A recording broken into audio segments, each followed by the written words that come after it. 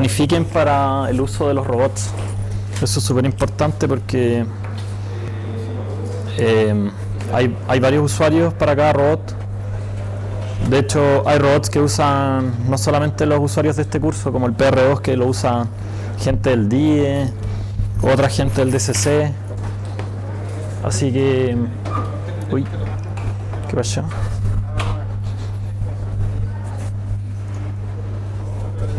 ¿Qué hora acá?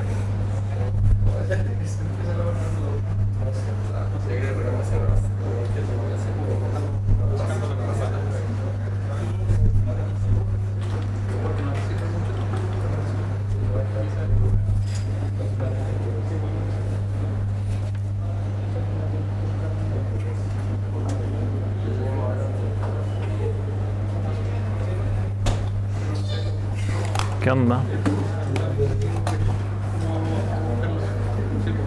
Bueno.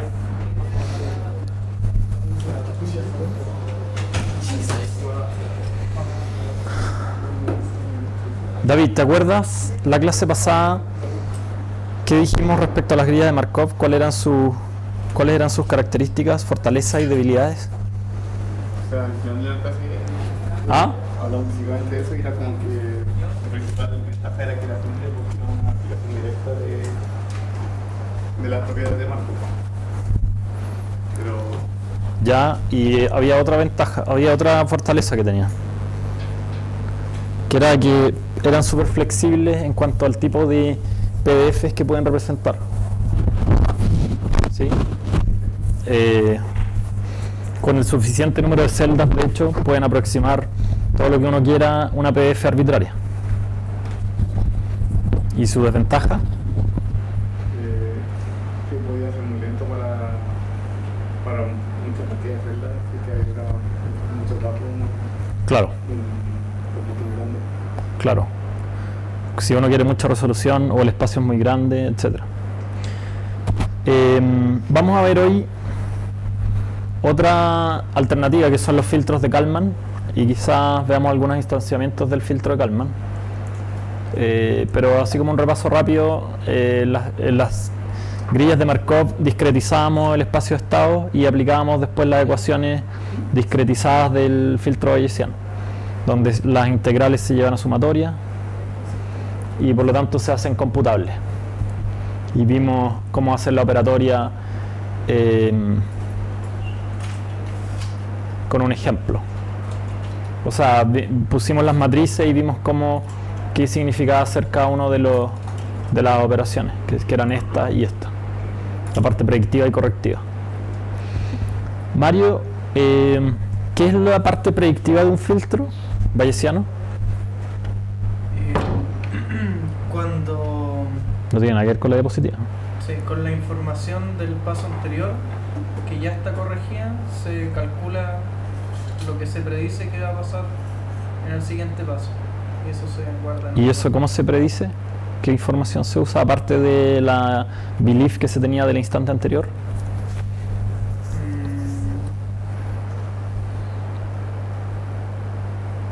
No me acuerdo. Jaime, ¿te acuerdas? ¿Puede ser la observación que se está haciendo en el mismo momento? No, eso se usa después. David, o sea, perdón, Daniel. No. Ronnie. Las acciones realizadas. Sí, muy bien. La acción que se realizó entre medio o la odometría que se midió es lo que nos permite predecir. ¿Ya? ¿Está bien lo que está diciendo Mario? Esa es la información que se utiliza además de la belief que se tenía del instante anterior. Y entonces después para la segunda etapa, ¿se acuerdan cómo se llama? Corrección. La etapa correctiva o corrección. ¿Qué información se utiliza y qué es lo que se hace? Jaime.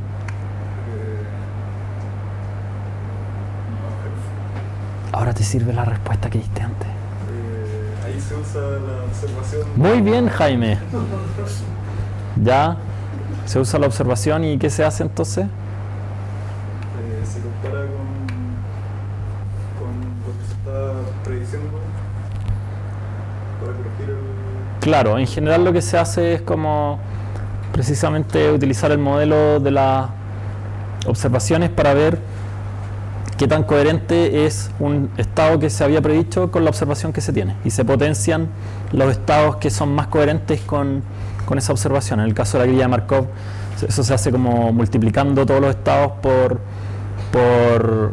qué tan probables son de acuerdo con el modelo del proceso, y después se normaliza. Vamos hoy día a ver el filtro de Kalman. ¿Quiénes de ustedes habían escuchado hablar del filtro de Kalman? Mencionado nomás, así como alguna vez. ¿Ustedes dos? Aparte de usted.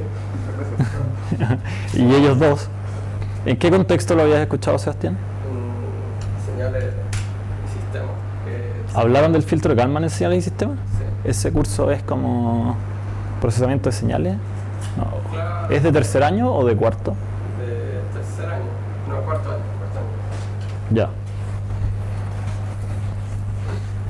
Bueno, el filtro de Kalman es un filtro que se inventó en los años 60, lo inventó Kalman y decidió ponerle su nombre.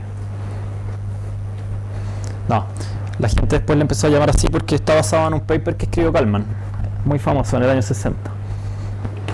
Y como les dije la otra vez, con este filtro por ejemplo, un instanciamiento que es el más popular que tienen los filtros de Kalman, que es el filtro extendido de Kalman, es como lo más utilizado para estimación de estado en la industria. Aunque ahora hace 10, 20 años se han popularizado muchos otros tipos de estimadores como filtro de partículas, etc.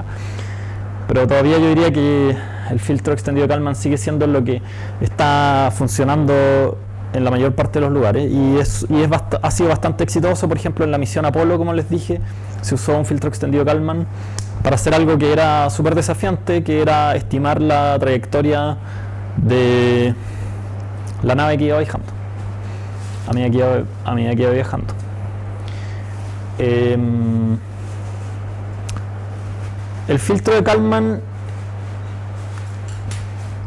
básicamente, recuerden que dijimos que el filtro bayesiano, nosotros teníamos los ingredientes eran un espacio de estado, digamos, donde está el estado en el tiempo,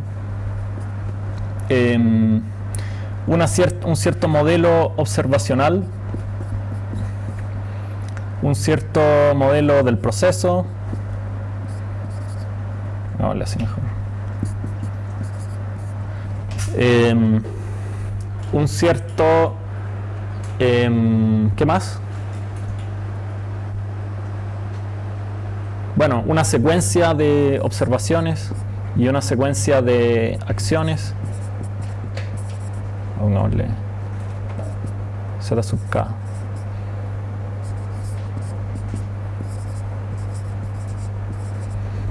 Y a partir de esto el filtro nos va a ir entregando la belief de X sub T. En particular podríamos encontrar la esperanza de X sub T siempre. Si tenemos esta, se puede calcular eso. Y esto se puede usar como un estimador puntual del estado. Con todos estos ingredientes, el filtro nos dice eso. Y lo que nosotros dijimos en algún momento es que la forma completa de hacer esto es con estas integrales que vimos hace 2 clases del filtro bayesiano. Y después, en la clase pasada hablamos de las grillas de Markov y dijimos que las grillas de Markov lo que hacían era no hacer ninguna simplificación respecto a este modelo, poder permitir un modelo arbitrario aquí, pero sí discretizar el espacio de estados, y por lo tanto se discretizan las belief. Eso discretiza las belief, ¿sí? Y esa discretización de las belief se transforma en esta grilla, o en estas grillas. El filtro de Kalman, en cambio, otro problema además que tienen las grillas en el fondo es que está relacionado con lo que dijimos, que hay un trade-off entre la precisión que logramos tener y la complejidad del filtro, ¿sí? Porque si hacemos una grilla muy gruesa, con una resolución muy baja, puede que el filtro ande súper rápido, pero la precisión sea súper baja también. Como que puede haber una grilla demasiado grande, o sea, una celda demasiado grande, que no nos dice mucha información. El filtro de Kalman, en cambio, es un filtro que hace otra suposición. Hace la suposición fundamental, en realidad dos suposiciones fundamentales. Una es que los modelos son lineales. Pongámoslo con otro color. El rojo van a ser las grillas de Markov grids. En el caso del filtro de Kalman, la suposición ahora es que los modelos son lineales. ¿Qué significa que sean lineales? Que existe una función lineal, del estado en este caso, y en este caso del estado de la odometría, que me dicen cuál es la esperanza de la observación y del estado esperado en ese caso. O sea, en este caso el modelo de las observaciones se transforma en esto. ¿Ya? Esto significa que la observación va a ser una cierta matriz H multiplicada por el estado más un ruido, que es un vector B. ¿Ya? ¿En qué caso se cumpliría eso? Rodrigo. Un ejemplo concreto en el cual eso se cumpla a cabalidad. Hay uno muy trivial.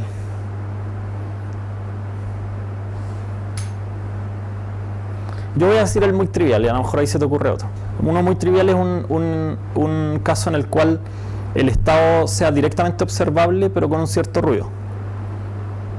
Por ejemplo, supongamos que quiero estimar la localización de un robot y tengo una cámara que mira desde arriba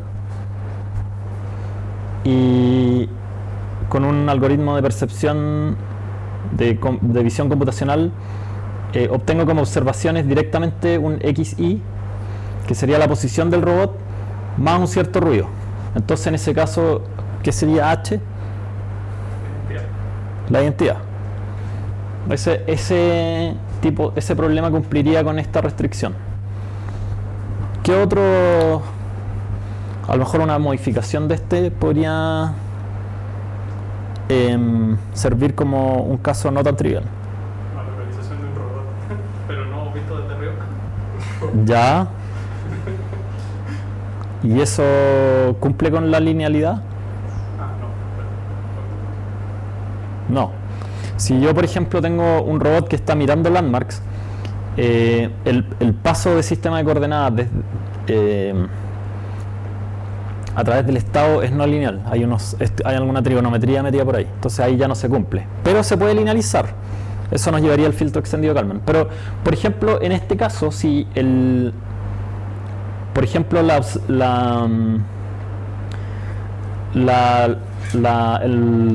bloque perceptual no nos dice directamente la posición del robot en el espacio que lo estamos midiendo, sino que los dice en la imagen. Sí podríamos asumir, si hay una geometría proyectiva plana, que existe una relación lineal entre la posición del robot en la imagen y la posición del robot en el mundo. Y entonces ahí sí habría una matriz H que nos serviría, que sería como la matriz proyectiva o algo así.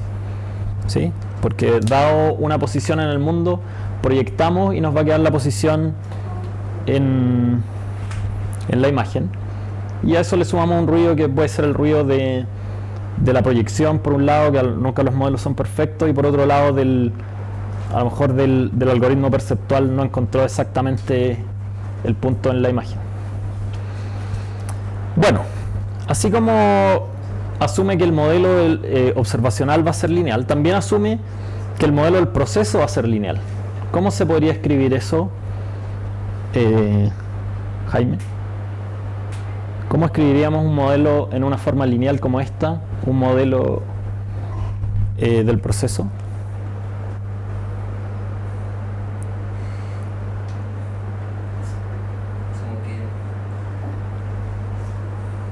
Así de la nada voy a decir que X es X', fíjate que aquí estamos diciendo Z igual H por X, Claro. como que lo que está dado son como los argumentos de la función. Entonces X' sería A de X, A por X, A por X, A por X más muy bien, muy bien. B por U Sigue así, sigue así. más un cierto ruido, W, digamos. Excelente, muy bien, Jaime.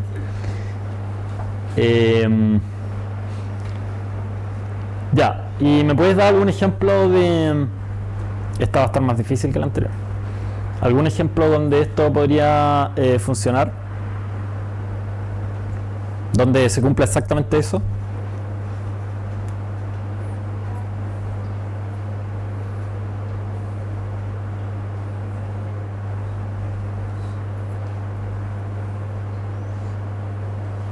Menos se me ocurre. Enzo, ¿tú qué estabas pensando o estabas pensando en otra cosa? No, estaba tratando de entender la ecuación, pero sería como al revés de esa misma situación, ¿no?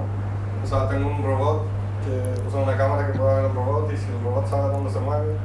Ojo que para el modelo del proceso no importan las percepciones. No.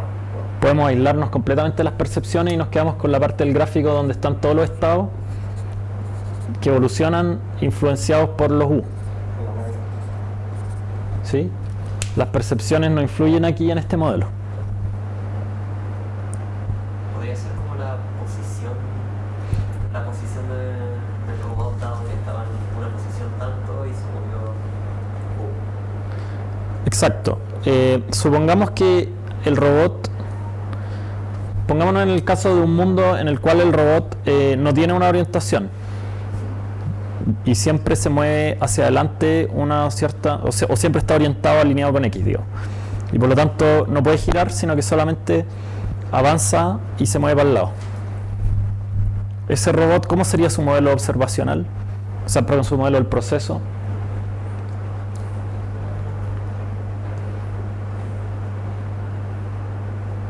Como escrito de esta manera.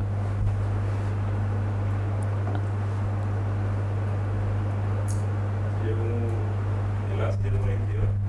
Ya, muy bien. X' igual X más. Sí, en este caso el B tampoco tendría alguna modificación en particular. Sería una identidad también. Y el U sería los delta que se mueven para adelante o para la izquierda o para la derecha.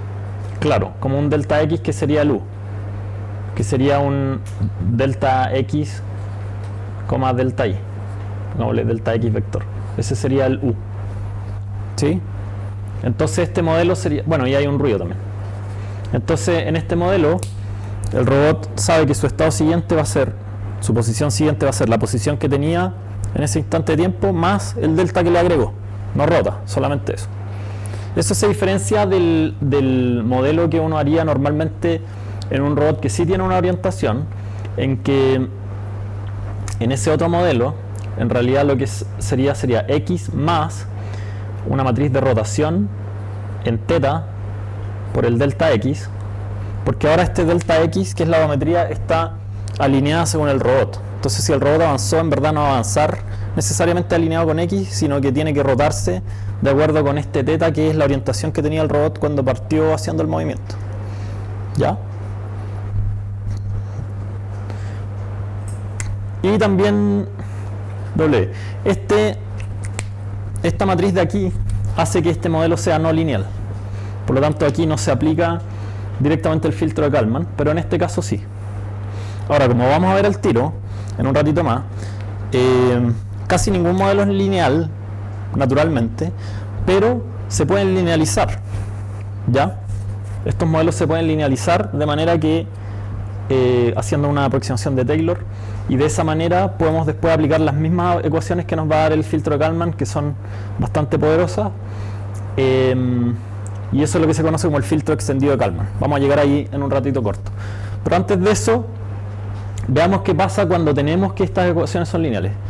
Entonces, lo que hemos establecido hasta el momento es que el filtro de Kalman, una suposición que hace, que es bastante restrictiva, es que los modelos son lineales. ¿Ya? Eso en contraposición con un modelo general que podría ser cualquier PDF que tengamos acá. ¿Sí? Otra cosa que asume el filtro de Kalman es que estos ruidos son gaussianos con media cero.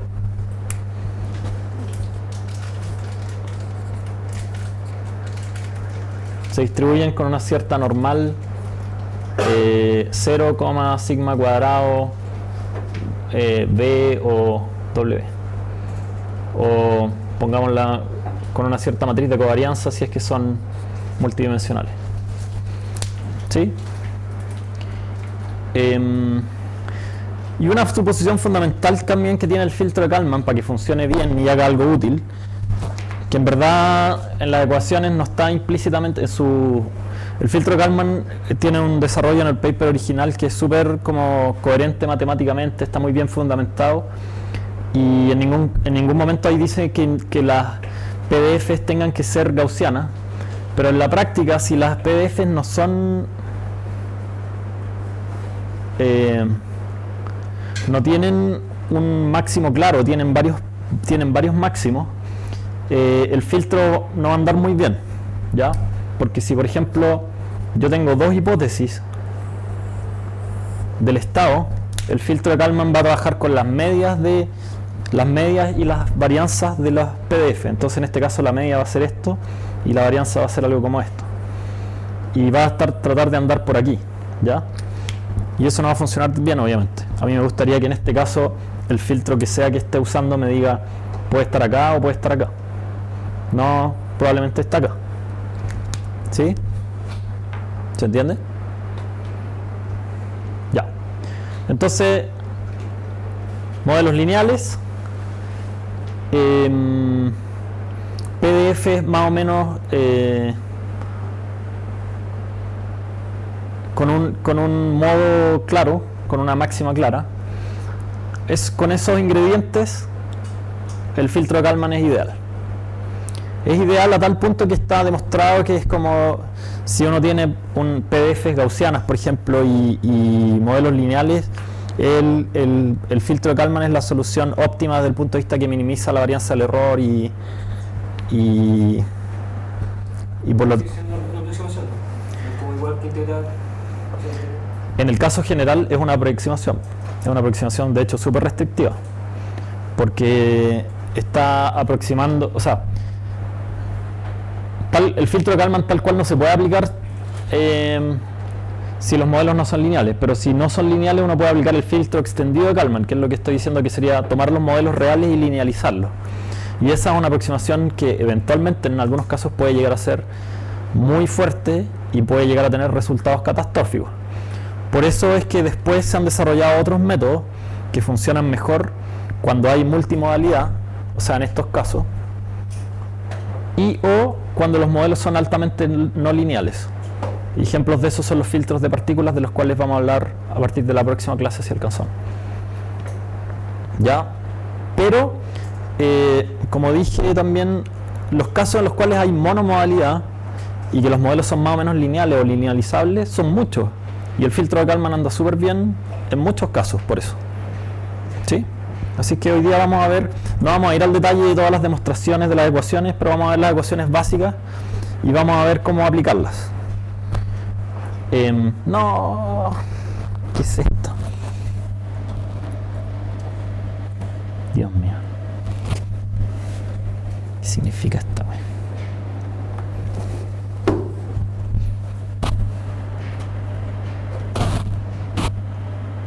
Esto no debería ocurrir, según yo. O seré demasiado exigente.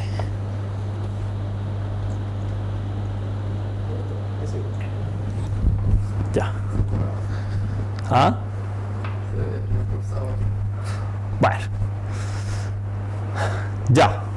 Bueno, ahí está lo que ya dijimos. Los ruidos se asume... estas matrices de covarianza que tienen nombres más específicos. La matriz de covarianza del ruido del proceso, o W, se conoce como Q, es la que nos dice qué tan ruidoso es el resultado de una acción. Por ejemplo, si yo doy un paso y donde llegué es súper preciso y parecido a la estimación que yo tengo, ese Q va a ser chico, ¿ya? En cambio, si yo doy un paso y puedo quedar en cualquier lado súper disperso, el Q va a ser grande, ¿ya? Por otro lado, el R es la matriz de covarianza del error observacional. Entonces, en ese caso, si yo estoy en un estado y lo que voy a ver en ese estado está súper bien determinado, tiene pocas variaciones, ese R va a ser chiquitito, ¿ya? A lo mejor eso depende mucho del tipo de sensor que usemos y todo. Por ejemplo, si estoy usando un láser para medir una distancia, a lo mejor ese R va a ser muy pequeñito. Pero si estoy usando un sonar, ese R va a ser mayor, ¿ya? Porque hay una mayor variabilidad. Como dijimos, encuentra la solución que tiene el mínimo error cuadrático medio. Y el filtro iterativamente lo que va manteniendo es una estimación de los dos primeros momentos de la PDF, de la belief, ¿ya? Los dos primeros momentos son la media y la matriz de covarianza, o la media y la varianza, si el estado es unidimensional, ¿sí? Entonces en cada iteración el filtro iterativamente va calculando estimaciones de la media, a la cual le vamos a llamar genéricamente X, el mismo nombre que el estado, que sería como nuestra mejor estimación de dónde está el estado, y una matriz de covarianza que nos dice, que le llamamos P, que nos dice qué tan seguro o qué tanta dispersión creemos que tiene nuestra estimación del estado. Si P es chico, quiere decir que estamos creemos que tenemos una estimación súper precisa del estado, que este X estimado está súper cerca del estado real. Y si P es grande, quiere decir que pensamos que nuestra estimación puede tener con una buena probabilidad un error grande con respecto al estado real. ¿Puedo hacer una pregunta más o menos no relacionada? Por supuesto. Usted dijo que cuando el estado es multidimensional se hace una matriz de covarianza en vez de la varianza, ¿verdad? Sí. Pero si los estados son multidimensionales no se pueden hacer como todas las posibilidades de estado y ese sería un estado unidimensional, o sea, hacer como una conversión de estado, donde un estado represente una combinación de estados. ¿Me entiendes? O sea, por ejemplo, tenemos un estado duodimensional, ¿verdad? Ya. Y en vez de hacer eso, podemos tener estados unidimensionales, pero que signifiquen que están en estado 1, 2, 2, 1, por así decirlo. Y ahí no es necesario eso. Haciendo una discretización, dices tú. Bueno, sí. Si en estado discreto, sí. O sea, si se hace una discretización, sí se puede. Y de hecho, eso es exactamente lo que se hace en las grillas de Markov. Porque después, cuando tú. No, sí, tiene razón. Está pensando en caso discreto. Sí, en el caso continuo, digamos. Claro, en el caso continuo. Sí, no es directo así como hacer un mapeo de varias dimensiones a una dimensión. Claro, que en el fondo, por ejemplo, si tenemos como una cuadrilla GBD, en vez de poner como 5,3, podríamos ponerle a cada cuadrito un número. Sí, por supuesto que se puede hacer. De hecho, es cosa de hacer un mapeo nomás, ¿cierto? Como una tabla de índices. Ya.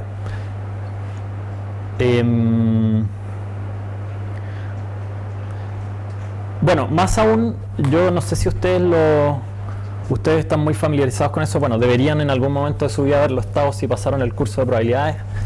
Pero un pequeño repaso, igual les recomiendo que vean algún video tutorial o algo así de gaussianas multidimensionales. Pero las matrices de covarianza tienen en su diagonal, de partida son cuadradas, son semidefinidas positivas y tienen de tamaño de n por n, ya donde n es la dimensionalidad de x. Entonces en la diagonal vamos a tener las varianzas de cada uno de los componentes de x. Por ejemplo, si x es una pose, supongamos que x es x y teta, entonces aquí tendríamos sigma cuadrado x, la varianza de x, acá tendríamos la varianza de y, y acá tendríamos la varianza de teta. Y en el resto vamos a tener las covarianzas cruzadas. Ya, por ejemplo, aquí va a estar sigma x teta, ¿sí? Es la covarianza de x con teta.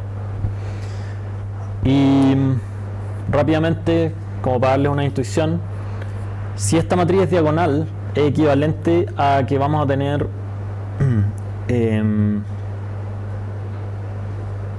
una elipse que está alineada, cuyos semiejes mayores y el semieje mayor y menor van a estar alineados con los ejes.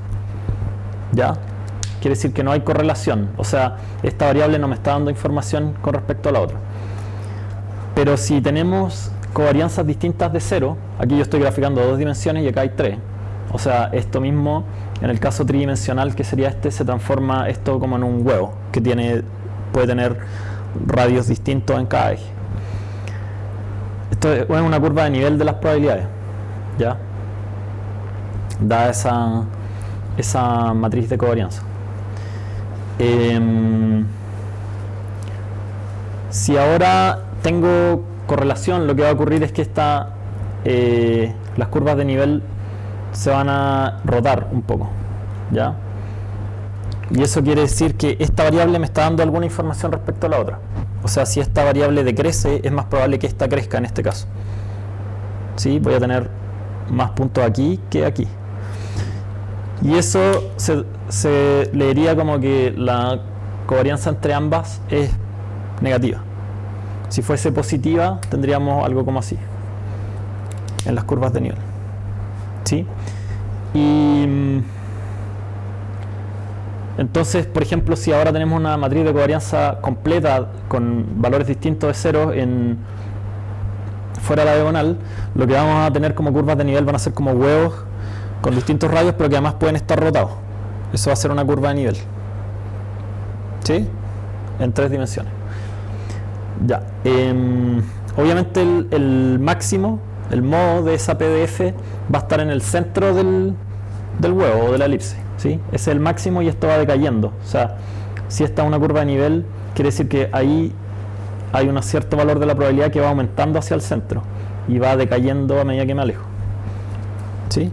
Y eso decae como una exponencial al cuadrado porque es una gaussiana. Eso para que tengan una intuición de qué significan estas matrices de covarianza. Como les digo, les recomiendo igual, si no tienen estas materias bien frescas, hacer algún tutorial de gaussianas multivariables. Estas matrices de covarianza Q y R también funcionan de la misma manera. Podrían ser diagonales, si es que no hay ninguna correlación, o también pueden tener correlaciones entre ellas. A lo mejor, por ejemplo, si yo tengo un sensor que tiene una cierta varianza angular chiquitita, pero en distancia grande, y lo que me entrega es x, y, yo estoy viendo un objeto acá, puede ser que, como digo, a lo mejor la varianza en distancia va a ser más grande que la angular. Entonces aquí la matriz de covarianza del R va a tener una correlación, no va a ser cuadrada, no va a ser diagonal, quiero decir. ¿Sí?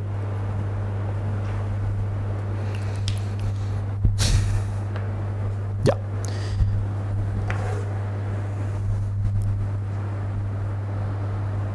¿Dónde? Aquí. Bueno, dicho todo esto, vamos a ver qué es lo que pasa con el filtro de Kalman.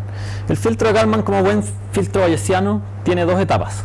La etapa predictiva, que como bien no dijeron sus compañeros, o dijeron parcialmente, lo que hace es tomar la PDF anterior, representada de la manera que ya sabemos. A ver, voy a hacer énfasis en esto. Nosotros lo que sabíamos que teníamos en nuestro filtro bayesiano un esquema siempre como de este estilo: predicción, corrección y una retroalimentación, ¿cierto? Y acá, como acabamos de decir, llegan las entradas o acciones y acá las observaciones. En el caso de las grillas de Markov, el estado que transita por acá está codificado como una grilla, ¿ya? Entonces aquí tenemos una grilla que se pasa de allá para allá. Esas serían las grillas de Markov. ¿Qué debería pasar en el caso del filtro de Kalman de aquí para acá y de acá para allá? Jaime.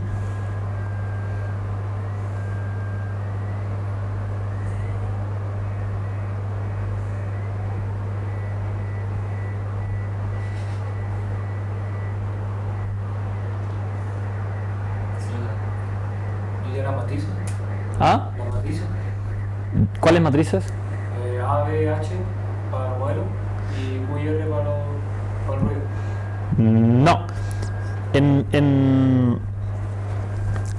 En este esquema, los modelos se supone que se tienen como a priori y se le dan a cada uno de estos. O sea, aquí se entrega siempre esto, el modelo del proceso, a la parte predictiva. Como que de antes lo sabe, y la parte correctiva también lo sabe de antes. No se le entrega en cada iteración, y se supone además que esos modelos no cambian en una primera versión de los filtros bayesianos. En el caso lineal, en el caso del filtro de Kalman, aquí ese modelo está representado por las matrices, ¿cierto? Por los jacobianos, que serían H y, perdón, aquí estaría A, B, y las matrices de covarianza de los ruidos, el Q, y acá la matriz del jacobiano observacional, que sería el H, y la matriz de ruido de las observaciones, que sería el R, la matriz de covarianza del ruido observacional. Entonces, eso no se traspasa de bloque a bloque, eso como que de siempre lo supieron la parte predictiva y correctiva lo que necesitan. ¿Qué se traspasan, Jaime? ¿O te das por vencido? Es que, ¿a qué se refiere con traspasar? Ya. Enzo, No sé. Ronnie, Daniel. No sé qué significa traspasar. Por ejemplo, traspasar en este caso significa que en el caso de las grillas de Markov, lo que se traspasan son los valores de las grillas, es decir, la PDF del estado, la belief. Hay una belief predicha que sale como resultado del proceso de la predicción y se toma como entrada en la parte correctiva. Y después la parte correctiva toma esa como entrada y entrega otra belief, que sería la belief a posteriori, corregida. A su vez esa se retroalimenta para el nuevo.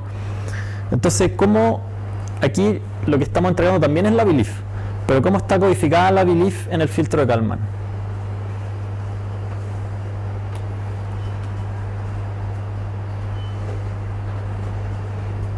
Jaime. ¿Por la A y la B? No, la A y la B son los jacobianos del modelo del proceso, que la tienen, la conocemos a priori, estamos asumiendo que la conocemos a priori. Mario, David, Sebastián. ¿La varianza? Muy bien. El hombre detrás de las cámaras tiene la verdad. En el filtro de Kalman, la belief se codifica con una media y una matriz de covarianza. Entonces, aquí vamos a tener una media predicha y una matriz de covarianza predicha. ¿Sí? O sea, si lo vemos unidimensionalmente, en el fondo es como si tuviéramos una gaussiana que salió de ahí. Y en la parte correctiva vamos a tener otra media y otra matriz de covarianza, pongámosle sub K, que incorporan la información ahora de la observación. Va a ser otra gaussiana. ¿Ya? Entonces, este filtro de Kalman lo que hace es iterativamente ir reestimando la media y la varianza, o la media y la matriz de covarianza, y asumir siempre que la belief la podemos representar bien solo con una media y una matriz de covarianza. Así como la grilla de Markov asumía siempre que la belief se podía representar con una grilla. Bien, y operar bien. ¿Sí?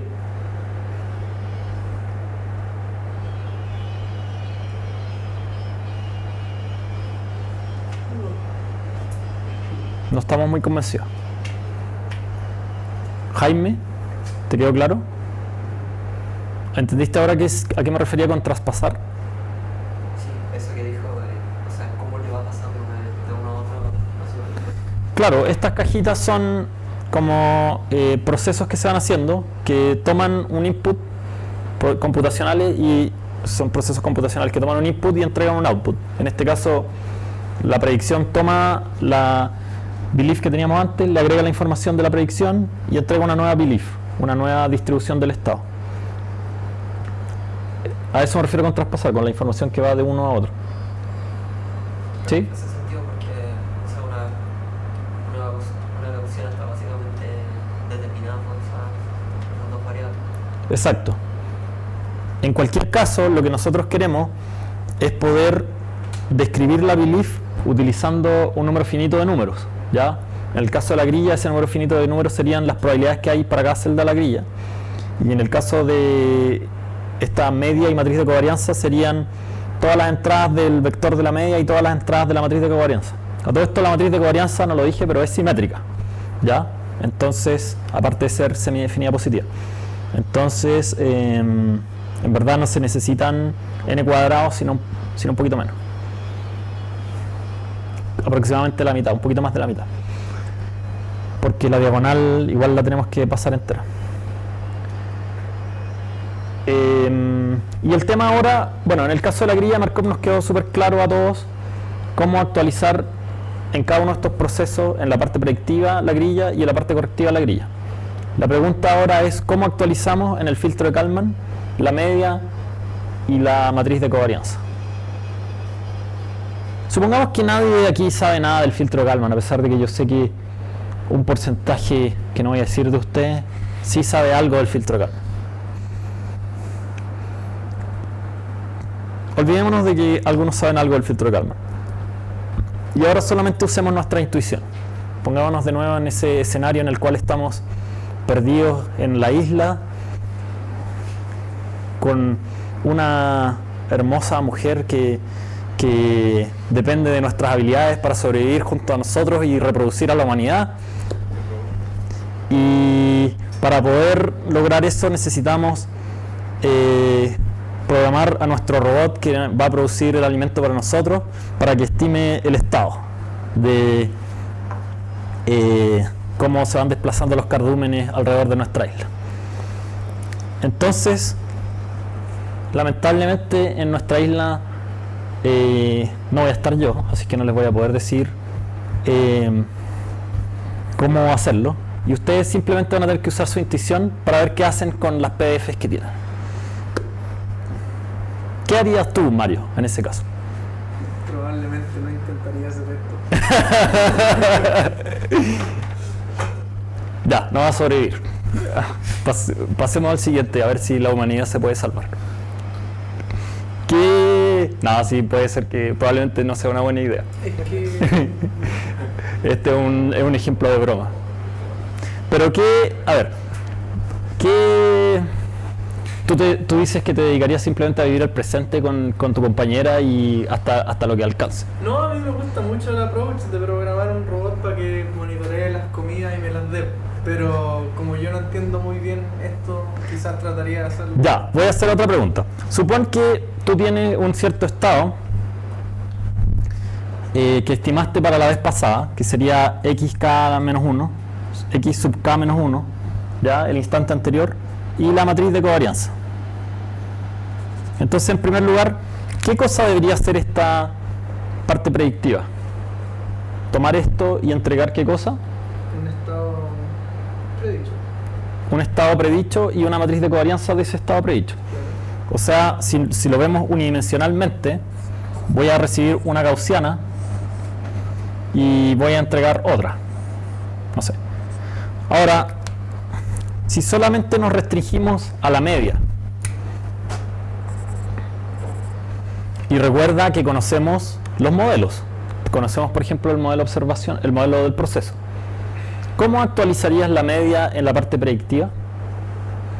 Dado que además conoces la acción, siempre la conoces en esa parte predictiva. Con la fórmula del proceso.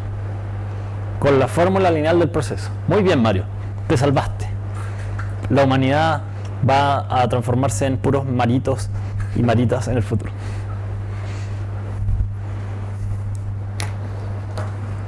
Simplemente lo que hacemos en la parte predictiva es tomar nuestra mejor estimación, nuestra media que teníamos del instante anterior, y aplicamos esta ecuación. La multiplicamos por el jacobiano del estado anterior más la acción a realizar multiplicada por el jacobiano de la acción. Y en el caso del ruido, ¿qué harías, Mario? Porque el ruido no se conoce. Si conociéramos esto, sabríamos a ciencia cierta cuál es el nuevo estado. Tendría que estimarlo. En la parte predictiva no se puede estimar porque no tienes ninguna información para estimarlo.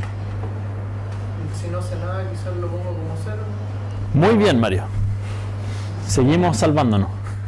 Lo ponemos como 0 y una buena razón para hacer eso es que ya lo borré, pero este ruido se asume que tiene media... aquí está también. Tiene media 0. Entonces como la media, si yo saco la esperanza de esto, este término se va a ir.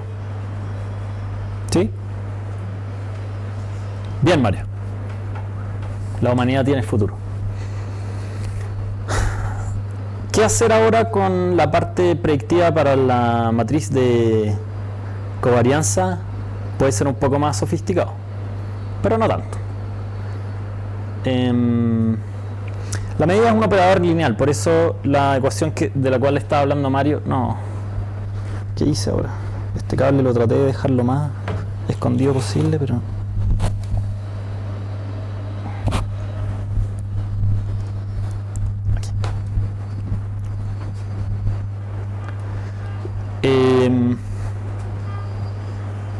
Por eso la ecuación de Mario, llamémosle la ecuación de Mario, aplica exactamente, ¿ya? Lo que hacemos es aplicar esperanza sobre esta parte de la ecuación. Con eso nos vamos, esta era la esperanza del estado anterior. Este es un valor conocido y este también, por lo tanto la esperanza es simplemente lo mismo. Y esta es la esperanza de este término es 0. Entonces, en la parte predictiva nos quedamos con la ecuación de Mario. En la parte correctiva ahora, nosotros lo que queremos es aplicar varianza ahora a esta parte de acá, a esta ecuación. Y la varianza no es un operador lineal, sino es un operador cuadrático.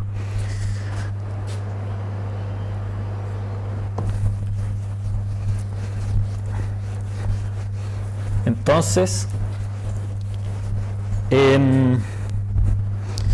si nosotros aplicamos varianza a esta ecuación y queremos saber ahora la varianza de el x real sub k, deberíamos aplicar esa misma ecuación. ¿Ya? ¿Qué nos quedaría a este lado de la ecuación, Ronnie?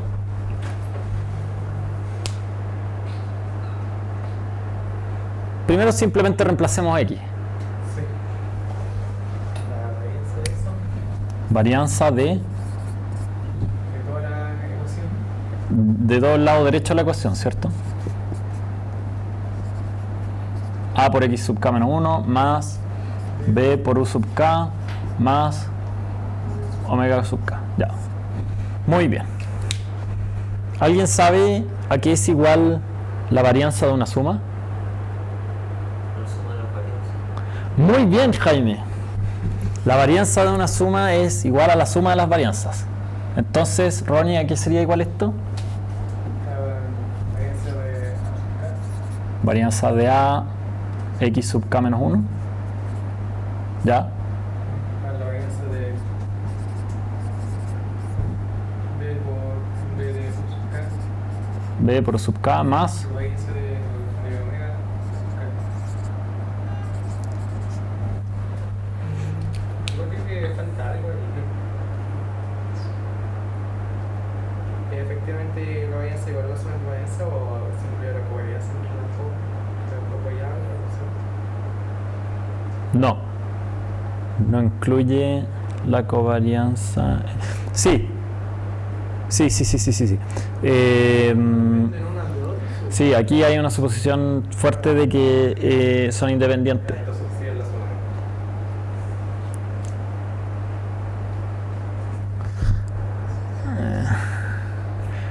No estoy seguro si es necesaria la independencia o no para plantear esta suma.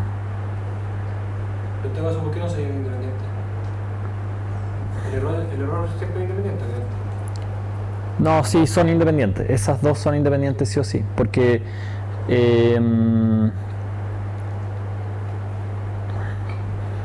o sea, en general, desde el punto de vista del estimador de estado, si no tiene más información, son independientes. Uno podría decir, en verdad, podrían no ser independientes porque si el robot tenía el estado anterior, la estimación x sub k a la menos 1 de su estado, entonces su bloque de toma de decisiones debería haber tomado más o menos esta decisión. Pero eso razonamiento no aplica aquí en lo que estamos, ¿ya? Y podemos asumir que son independientes. Me dejo como tarea para la casa ver si aplica siempre la suma de las varianzas igual a la varianza de la suma. El teorema de Jaime. Pero la varianza es un operador lineal. No. No, la esperanza sí es un operador lineal. La varianza es un operador cuadrático. Pero esta parte de la ecuación está bien. Es cierto que estas dos son independientes y esta también es independiente de ellas, son las tres independientes y por lo tanto por ahora sabemos que lo podemos aplicar. Lo que no sé es que si no fuesen independientes si aplicaría esto y la paradoja de Ronnie sobre el teorema de Jaime aplicaría o no. ¿Ya? Bueno, Ronnie, entonces ¿cómo seguimos? Ojo que A y B son constantes, no son variables aleatorias y son conocidas. Entonces su varianza es cero. ¿Cómo? Entonces la varianza es cero. La varianza de A es 0, sí. Pero aquí no estamos calculando la varianza de A, estamos calculando la varianza de A por x sub k menos 1. ¿Alguien sabe cuánto vale eso? Claro, cuando tenemos el caso unidimensional, la varianza de A por X es igual a A cuadrado por X, donde A es una constante y X es una variable aleatoria. ¿Ya? Y esto se puede generalizar para el caso multidimensional. Aquí tenemos una matriz A constante y un vector que es un vector aleatorio o una variable aleatoria multidimensional que es X sub k menos 1. ¿Saben cómo se pueden generalizar esta fórmula? Sí, exactamente. Esto es igual a perdón, aquí en realidad esto era A cuadrado por la varianza de X. ¿Sí? Entonces, acá sería A por la varianza de X sub k menos 1 por A traspuesto más B por la varianza de U sub k por P traspuesto más la varianza de omega sub k. Ya. ¿Cuánto vale la varianza de X sub k menos 1? P sub k menos 1, ¿cierto? Sería la estimación que teníamos la vez pasada. Entonces esto sería A por P sub k menos 1 por A traspuesto. ¿Cuánto vale la varianza de U sub k?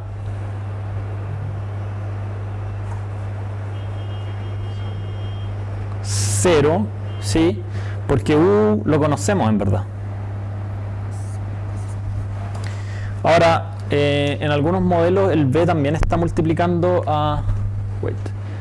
Sí, sí, no, en este caso, sí, es que hay varias formas de plantear esto, pero en este caso sí, esto vale 0. ¿Y cuánto vale la varianza de omega sub k o de W sub k? Q. Y entonces llegamos, eso entre paréntesis lo sabíamos porque lo dijimos aquí, ¿cierto? Ahí está.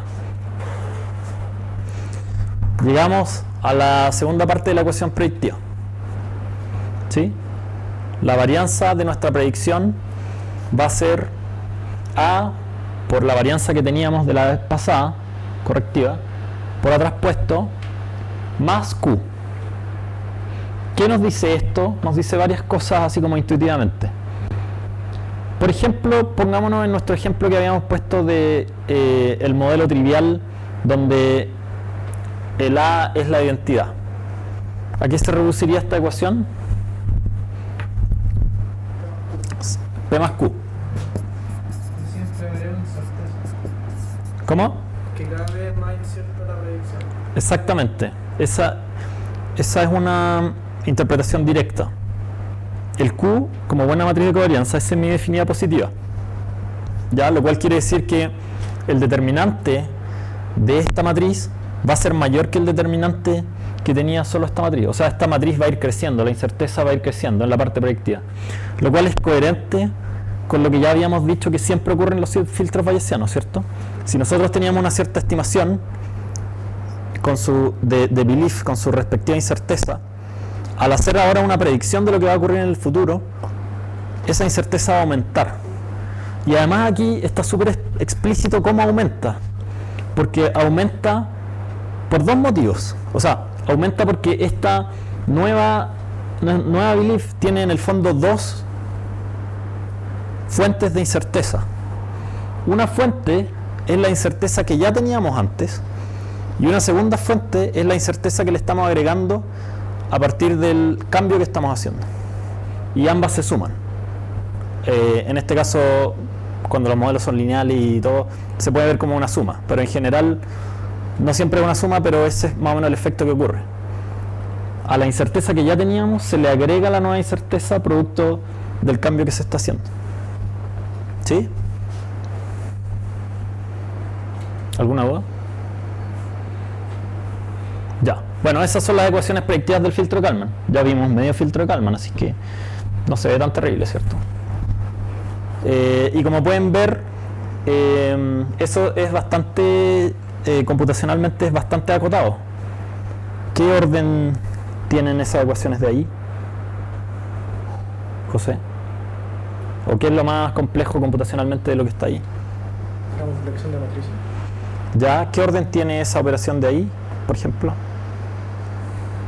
Si tenemos un estado tridimensional, por ejemplo, o n-dimensional. Y sí. Si tenemos un estado n-dimensional, ¿qué dimensiones tienen A y P? N por n. Esta es una matriz de n por n, porque recuerda que este es el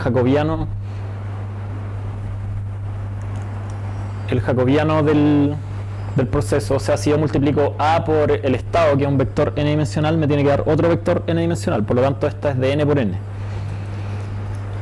Y además P, como ya dijimos, es la matriz de covarianza del error del estado, por lo tanto también es de n por n. Entonces, si yo multiplico dos matrices de n por n, ¿cuántas operaciones estoy haciendo? N cuadrado. Orden n cuadrado, ¿cierto? ¿Sí? ¿Por qué?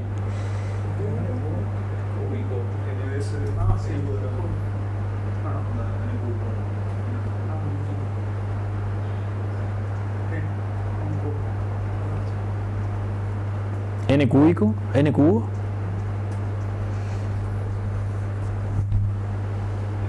Cada fila de la primera matriz se tiene que operar con cada columna. Claro, con cada columna de la otra matriz. Para calcular cada celda de la matriz resultante, tenemos que hacer lo que está diciendo Jaime, que son n operaciones. Claro. Y eso hay que hacerlo para n cuadrado. Sí. Claro, en una implementación super naive sería n cubo. Ahora, igual como estas son matrices simétricas, en verdad la complejidad es menor que esa. Está como entre n cuadrado y n cubo, pero más cerca de n cubo. ¿Sí? Pero en cualquier caso eso es mucho más pequeño quizás que... O sea, aquí estamos hablando de que nuestra complejidad está creciendo del orden, pongámosle en el peor de los casos, de n cubo. Y en el caso de las grillas de Markov, ¿cómo crecía nuestra complejidad? Orden d elevado a n. O sea, exponencial en n, donde n es la dimensionalidad. Y ese d era cuántas celdas poníamos por dimensión. ¿Sí? Bueno, igual la parte más compleja del filtro viene después, pero también es más o menos orden n cubo. Más o menos por ahí anda la cosa. Pero lo que quiero decir con esto es que aquí se ve claramente que este filtro anda mucho más rápido que las grillas de Markov, y además tiene la gracia de que, como no tiene discretización, en teoría nos puede dar respuestas súper precisas. teniendo la suficiente información y va convergiendo en forma súper, sobre todo si los datos son del tipo que pensamos, con errores con un solo modo y las PDF con un solo modo también. Ya, la parte correctiva ahora es un poquitito más no.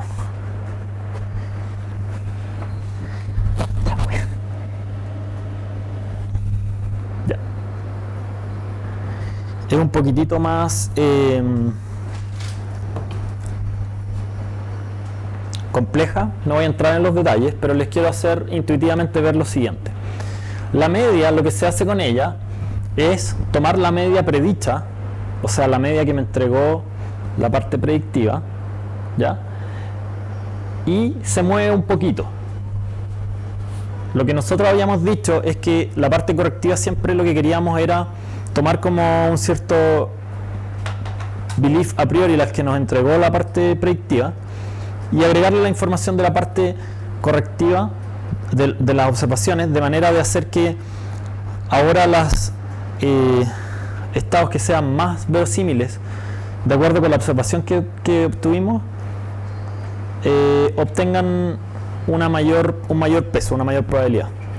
¿Cómo se puede interpretar eso cuando ahora solamente tenemos una media y una covarianza del estado, o la belief la tenemos representada de esa manera? Lo que hacemos es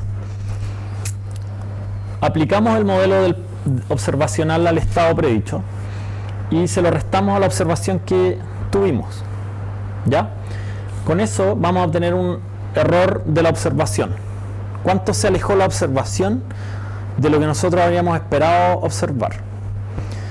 Si lo que se alejó fue 0, o sea, si observamos exactamente lo que deberíamos haber observado de acuerdo con el modelo, dado lo que predijimos, que era nuestro estado predicho, la media predicha, si estos dos son iguales, ¿a qué va a ser igual entonces el estado, la media corregida? ¿Ah?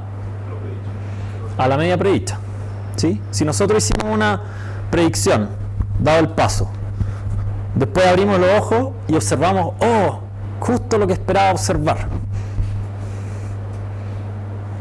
dado este estado que predije. Entonces decimos, ya, perfecto, me quedo con ese estado porque hice una predicción y fue perfectamente, lo que observé fue perfectamente coherente dado lo que esperaba predecir en ese punto. Si ahora no es exactamente eso, sino que hay una diferencia, el filtro Kalman mueve la media predicha, se mueve a partir de la media predicha un poco. ¿Cuánto? Bueno, ese cuánto depende de dos cosas. Una, de cuánto se alejó la observación de la observación predicha. Si la observación que vi fue nada que ver con la observación que debería haber visto si hubiese sido cierto el estado predicho, entonces me voy a mover mucho. Pero si fue muy parecida, este número va a ser chiquitito y por lo tanto lo que me voy a mover va a ser chiquitito. Eso por un lado. Depende de cuánto me alejé. Y además, depende de una matriz que se conoce como la ganancia de Kalman. Ganancia porque multiplica al error observacional. ¿Ya? Y esa ganancia está calculada de manera óptima. Hay una demostración que la pueden ver en internet, no la vamos a ver en el curso porque no tiene sentido. Pero esa ganancia se calcula de esta manera. Es una ecuación que se ve más o menos fea al comienzo, pero después puede llegar a ser muy amorosa. Se puede transformar en su ecuación regalona, de hecho. Y si se fijan, es una ecuación de álgebra lineal nomás, donde aparecen involucradas la varianza predicha, el jacobiano observacional, están repetidos varias veces. Aquí es P por H traspuesto, factor de H por P por H traspuesto, más R a la menos 1. Todo esto a la menos 1. Esta matriz está invertida. Ya. No voy a explicar en detalle cómo llegamos aquí. Lo que sí voy a decir es lo siguiente. la varianza, esta ganancia tiene la gracia de que se puede ver fácilmente intuitivamente. Es capaz como de ponderar cuánto le creo a la predicción y cuánto le creo a la observación, de alguna manera, ¿ya? ¿Y cómo lo pondera? Tomando en cuenta las matrices de covarianza del ruido observacional y del ruido del proceso. Entonces, si el ruido del proceso es muy grande, la varianza del ruido del proceso es muy grande, y la varianza del ruido observacional es muy chica, le voy a creer mucho más a la observación. Y viceversa. En el extremo, por ejemplo, si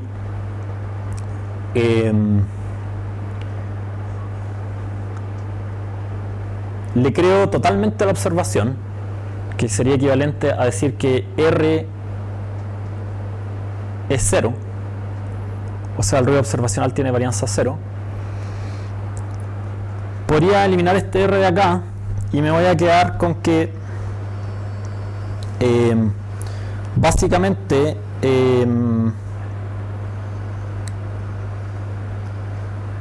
pueden hacer el reemplazo y todo, pero me voy a mover lo necesario como para quedarme con un estado que, si el modelo unidad es cierto, va a calzar justo con la observación. ¿Ya?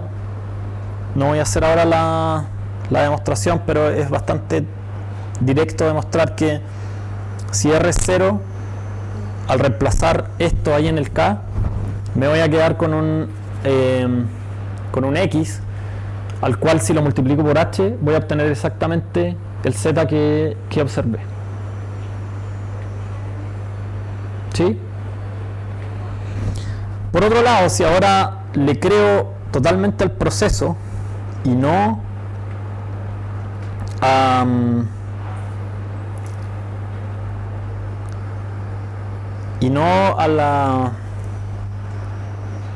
las observaciones,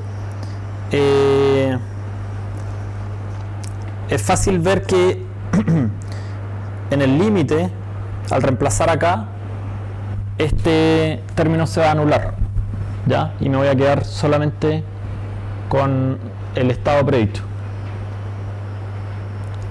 ¿Sí? Eso también lo pueden chequear ustedes después, porque ahora no tenemos mucho tiempo, lamentablemente. Pero me interesa que esos conceptos queden claros. ¿Sí? La ganancia de Kalman se calcula en cada iteración. Estas tres fórmulas se calculan en cada iteración. Aquí, en la parte correctiva, que lata que borré esto, pero aquí llegan la media y la varianza predicha, o sea, X menos P menos, y se calculan esas tres ecuaciones.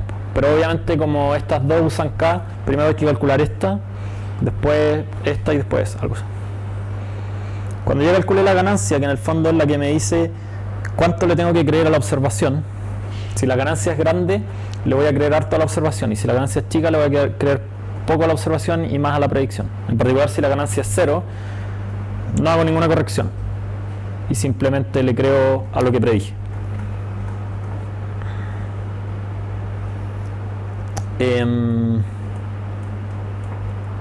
Eso ocurre, por ejemplo, cuando R es infinito, o cuando, como decíamos, cuando P es 0.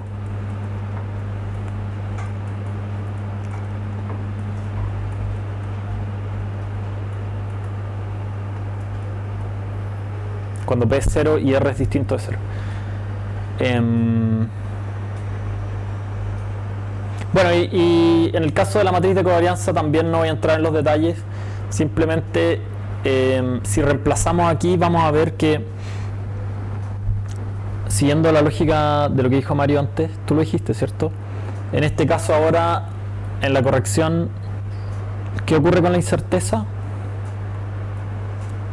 Mario dijo que en la predicción aumentaba y ahora en la corrección disminuye. ¿Cómo lo podemos ver fácilmente a partir de esta ecuación?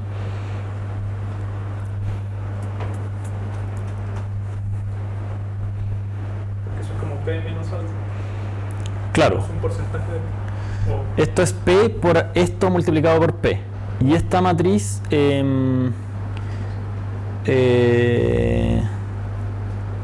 o sea, en el fondo este componente de acá, sacando ese paréntesis, va a ser algo que se le va a restar a SP. ¿Cuánto se resta? Depende de la ganancia también. Si nosotros le creemos mucho al sensor, o sea, tenemos un R chico, la ganancia va a ser grande y por lo tanto la incerteza se va a reducir harto, lo cual es lógico, ¿cierto? Y si no le creemos nada, la ganancia va a ser cero y por lo tanto la incerteza se va a mantener tal cual está. También es lógico, o sea, si nosotros predijimos algo y después obtenemos una observación a la cual no le creemos nada, dejamos nuestra predicción como está y dejamos nuestra varianza como está. ¿Sí? Ahora, si le creemos harto, vamos a corregir de acuerdo con la observación y además vamos a reducir harto nuestra varianza estimada. ¿Sí? La idea no es que se aprendan estas ecuaciones de memoria, en ningún caso, pero quería que tengan los conceptos claros y después pueden siempre recurrir a las ecuaciones que están en todas partes, entre ellas en las diapositivas del curso. Supongo que eso es como la idea de cuando uno va en el auto y el GPS, uno se mete en un túnel y el GPS supone que uno siga la misma velocidad siempre porque no le crea al GPS que el GPS le dice que cualquier cosa, porque al final está dentro de un túnel y el error es mucho. Hasta que uno sale del túnel y ahí el GPS realmente le dice dónde está. Salta el mapa. Claro, eso haría yo. Ahora, claro. O sea, claro, ese ejemplo que estás dando tú, que no sé de dónde lo sacaste, porque en mi caso, en el Waze, por ejemplo, cuando yo me meto al túnel, el Waze sigue pensando que, por algún motivo que no entiendo, que estoy a la entrada del túnel y que después me pego un salto a la salida del túnel. No sé por qué funciona así, si sería súper simple hacer un estimador de estado un poquito mejor que eso. Que sea solo predictivo, como tú dices, porque a lo mejor dentro del túnel no recibo ninguna observación y simplemente voy acumulando predicciones, ¿no? Eso lo puedo hacer siempre. Si de repente me quedo un rato sin recibir observaciones, puedo simplemente hacer la parte predictiva y esa va a ser mi mejor, y la incerteza va a ir aumentando también, porque no, en la predicción siempre aumenta, lo cual es lógico. Si llevo mucho rato dentro de un túnel sin ver nada, voy prediciendo, pero la incerteza aumenta y nunca se va a achicar. Cuando salgo del túnel veo algo y ahí puedo achicar quizás súper rápido la incerteza. Ya, pero respondiendo a tu pregunta,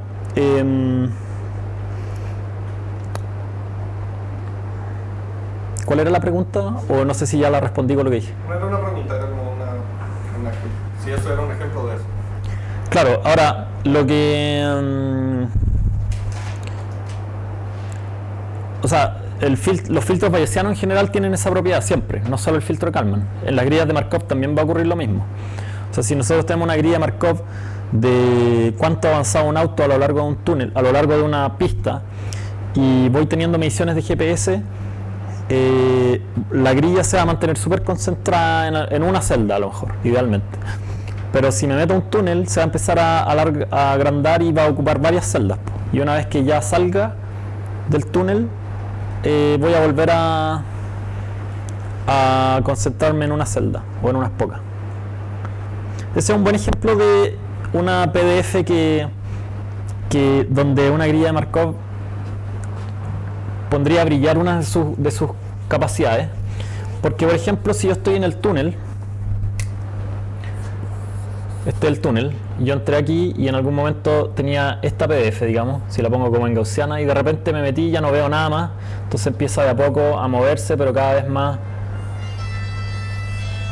va a ir como así a medida que me voy alejando. Pero eventualmente la gaussiana va a converger a algo así, ya que es cualquier cosa. ¿Por qué esa gaussiana no es muy buena?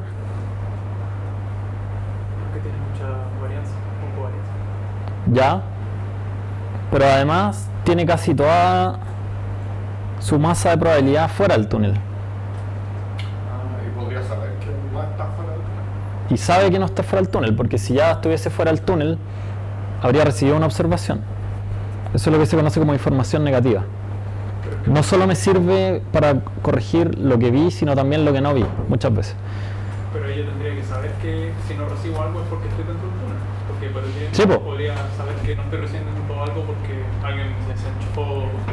Ya, ok, ya, sí, pero le puedo poner una probabilidad. Supongamos que ese evento tiene probabilidad cero muy chica.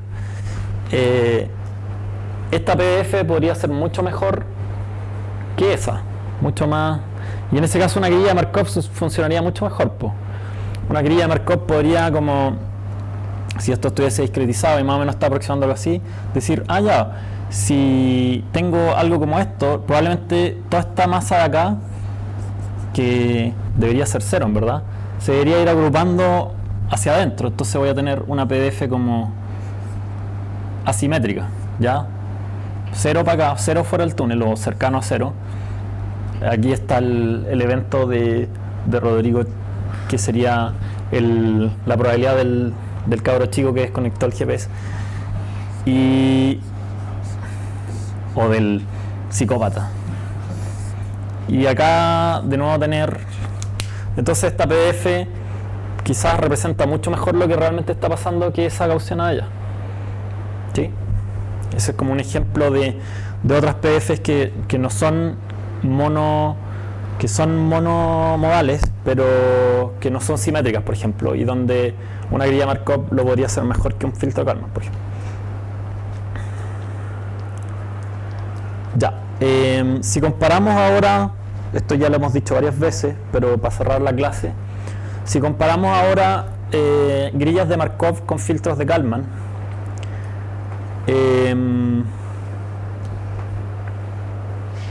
aquí hay una tabla comparativa. Así que yo ahora les voy a dar a ustedes la oportunidad de que el que quiera tome una de esas comparaciones y nos la explique.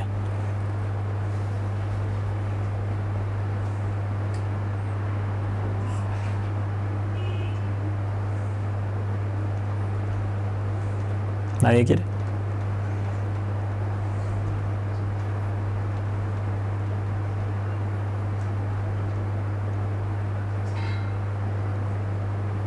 Daniel. La escalabilidad, la Markov es muy lento porque sufre de que la dimensionalidad, cuando uno utiliza el estado, entre más dimensión tenga, más lento va a ser porque escala exponencialmente en el número de dimensiones. Eso se conoce, ese tipo de escalamiento existen muchos problemas y varios de ellos vinculados con robótica y se conoce como la maldición de la dimensionalidad. O The Curse of Dimensionality. Muy bien, ¿y qué más? Mientras que los filtros de Kalman no sufren de eso, ya que simplemente son multiplicaciones de matrices. Hay inversiones, las inversiones también tienen, eso no lo dije, pero ahí hay una inversión, esa también tiene orden NQ. Eso, entonces no va a aumentar el número constante del número de dimensiones, pero es escala la cantidad, el tamaño de la matriz. Claro. Gracias, Daniel. Muy bien.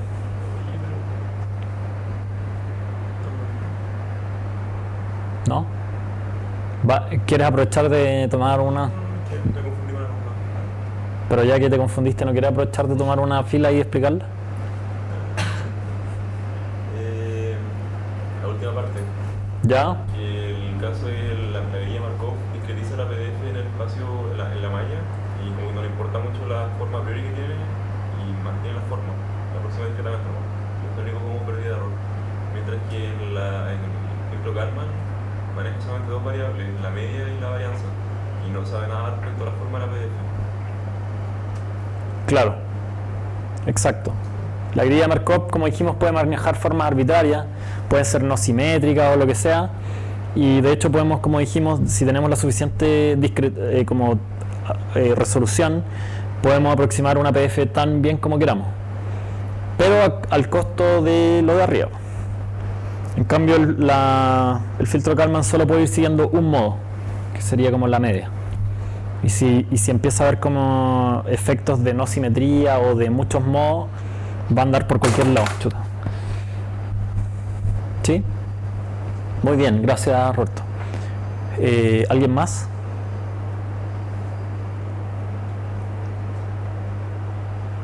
Yo tengo una pregunta. No es momento de preguntas. No. La ganancia de Kalman, la parte que se invierte, ¿eso está asegurado que siempre va a ser invertible? Porque en la práctica, Buena pregunta. a veces por ruido uno ve que esa parte no es invertible, pero teóricamente está asegurado que es invertible. teóricamente debería siempre ser invertible, salvo que el R sea 0. Si el R es 0 y no...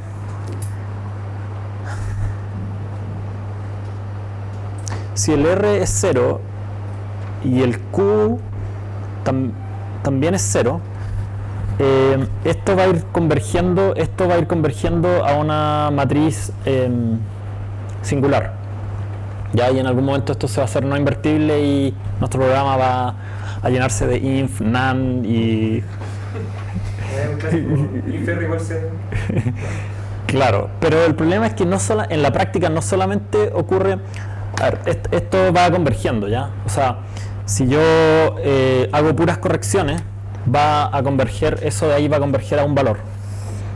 Ese valor está determinado por Q y R. Si Q y R son razonablemente no tan pequeños, esto se mantiene en un valor que no voy a tener problemas para invertir. Pero si son muy pequeñitos, esto es lo que se conoce como, por ejemplo, sharp sensors, como sensores que tienen muy poco ruido observacional, como los láser, tienen un R muy pequeñito. Podría ser que eventualmente esto sea tan pequeño que por errores numéricos que se producen en todas estas operaciones algebraicas y en particular en la inversión, se me indefinan las matrices y pasen a ser como singulares.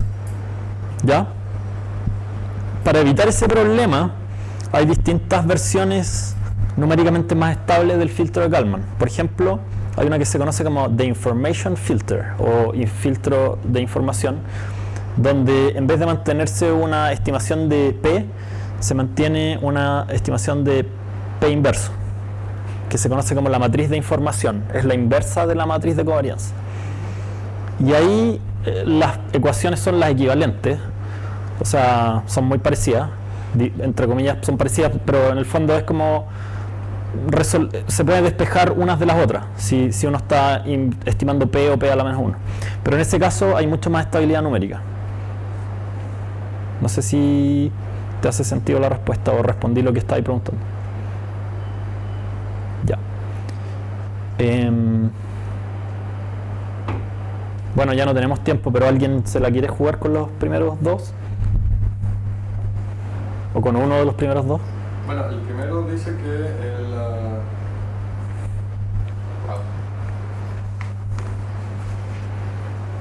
olvidé el primer nombre. Markov grids, grillas de Markov. Grillas de Markov tienen que discretizar la realidad o lo que están midiendo. Entonces tienen que decir ya un cuadrado de 5 centímetros o 1 metro. Mientras que de nuevo. ¿Filtro de Kalman? Gracias. Kalman filter. No lo necesitas porque trabaja con, se supone que es una gaussiana, entonces es continua. Entonces no necesitas decir que los cuadrados son de 1 metro o de 5 centímetros. Sí, una de las implicancias de eso es que el filtro de Kalman puede llegar a predecir con mucho más precisión, en los casos ideales que para él son buenos, la media del estado. ¿Ya? Puede llegar a ser súper preciso en los casos continuos unimodales. En cambio, las grillas de Markov siempre tienen un límite de su precisión dado por el tamaño de la celda, que nunca se puede superar. Aunque tengas muy buenos datos, el filtro no va a ser capaz de mejorar su información porque la resolución está fija por construcción. Ya, ¿y el segundo? Ya que está ahí inspirado. No lo entiendo. La segunda fila, bueno, en verdad en la segunda fila está bastante vinculada con la primera. En el primer caso estábamos hablando del estado, de la representación del estado, y en el segundo de la creencia o belief. O sea, se refiere a cómo se guarda la creencia, ¿no? Uno se guarda con una matriz discreta, claro. El otro se guarda con 2 valores. Claro. Sí, y eso está súper relacionado con la complejidad también y todo. Ya. Bueno, eso sería. ¿Alguien tiene alguna otra pregunta?